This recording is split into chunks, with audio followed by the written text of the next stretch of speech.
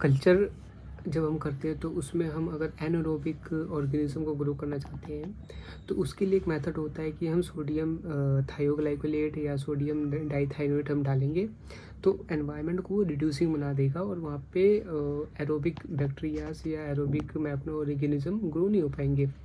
But एक और important concept आता है जहाँ पे हम पैलेडियम हम डालते हैं। तो पैलेडियम क्या करता है, वो एज अ कैटलिस्ट काम करता है। वो नाइट्रोजन या हाइड्रोजन जो भी एनवायरनमेंट में प्रेजेंट होता है उसको ऑक्सीजन के साथ रिएक्ट करवा के नाइट्रोजन डाइऑक्साइड डाइनाइट्रोजन ऑक्साइड और H2O बना देता है। ठीक है।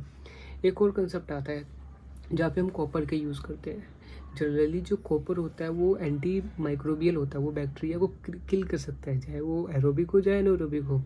बट एक मेथड हम यूज़ करते हैं, हम जार में कॉपर सल्फेट हम मिलाते हैं और उसके ऊपर हम स्टील की प्लेट लगाते हैं। ठीक है।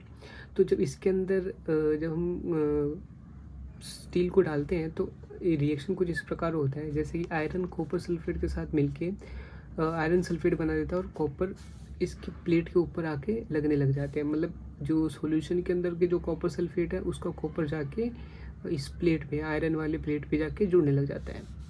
अब इससे क्या होता है कि copper coated steel is also use to remove oxygen. ये कैसे होता है?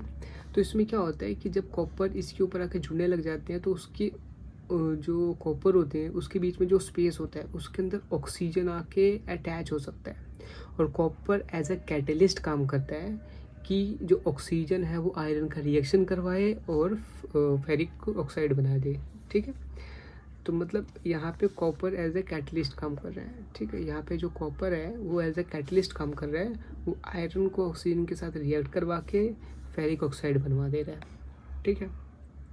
तो जो हमारे एनवायरनमेंट में जो भी ऑक्सीजन है वो आयरन के साथ रिएक्ट करके in the presence of copper, और वो कॉपर कैसे आया, जो कॉपर सल्फेट और आयरन का रिएक्शन हुआ था। ठीक है।